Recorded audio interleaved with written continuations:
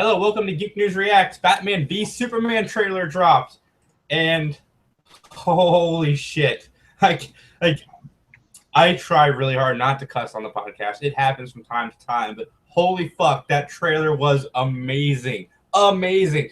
Anybody out there that has any doubt about Ben Affleck's ability to play this character just needs to shut up and go somewhere because the trailer starts and we see the end of Man of Steel essentially, but we see it from Bruce Wayne's point of view where this building's coming down literally on top of this girl, and you just see Bruce Wayne run into a cloud of smoke, and then the next image you see is him holding a child looking up, looking pissed as hell. You've got Jesse Eisenberg's Lex Luthor, who seems very, very wacko, seeming like he's manipulating a bunch of different people, like the senators. Wow. There's so much. Philip, I'm going to let you get some stuff in, or I'm not. I'm just going to keep rambling. Yeah, I mean it looks awesome. Like I saw when I heard him talking, and I was like, that sounds like Lex Luthor. He actually is pulling that off for me just in this trailer alone.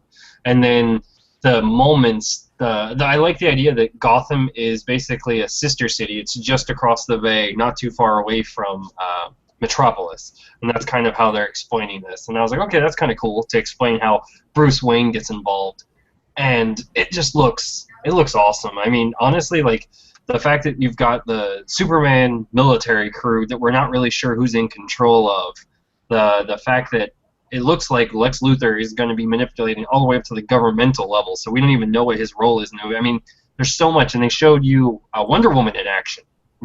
She looked good as Wonder Woman, that just little bit. And there's still, it's funny, it's more, but they still haven't revealed too much. No, not at all. I I'm stoked about this trailer. I've watched this trailer a lot. I'm gonna watch it in a little bit. Rondell, who frequents our podcast, is coming over, so I can show him all of this because it's just. And then I was watching it with my wife, and I caught a glimpse of something in the background, so I rewound it and paused it, and it looks like it could have been an old Robin suit. And at the beginning of the trailer, you get a note that says you killed your family. Is that from the Joker? We don't know, but it probably is. It just so much. General Zod's body in a lab. I mean, there's rumors of Doomsday coming from that source. So maybe some of these rumors are true. Oh, that makes Ben sense. Affleck is going to kill this role. And if anybody doubts it, I'm sorry, you're wrong because I watched a lot of interviews watching Comic Con like no other, and this guy is very passionate about this character. And he told a funny story. This is a little off subject, but he's like, I took my son to the costume shop to buy him a Batman costume for Halloween, and he's like, the funny thing is, we ran into Christian Bale in the Batman costume section, also buying a costume for his son, and he's like, can you give me any piece of advice? And Bale's like, yes, make sure they install a zipper on the bat suit. So I thought that was funny, dude. Kind of cool. But no, he told the story without saying Bale was there with his son, and then reiterated that Bale actually had his son there and wasn't just out buying Batman costumes to wear like on a daily basis. But I regress. This thing is awesome. I was a Jesse Eisenberg hater for this role. I'm not anymore. There's a lot of context that still needs to be involved with Lex Luthor, but I'm definitely intrigued. But I think the people that hate it, I'm one of the people that thinks Man of Steel was a brilliant film. But for the people that hate it, I think this movie is going to change their minds about that movie because a lot of the stuff that people hate about Man of Steel is the conflict of this movie. So Yes.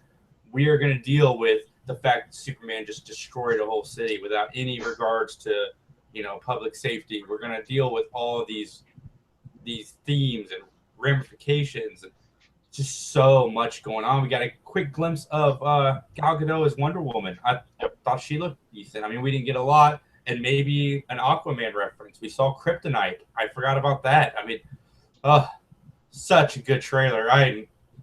March next year. We got so much coming out next year. It needs to hurry up. Starting in December of this year, all the way through summer of next year, is going to be a great year to be a nerd, a comic book fan, and a film fan. good stuff on the horizon. I just have that feeling. Philip, you got anything else to add? Yeah, I mean, like you said, if there was ever a doubt, like I was unsure, I wanted to see it, but this absolutely cemented that I must see this movie now. I mean, it's got me intrigued.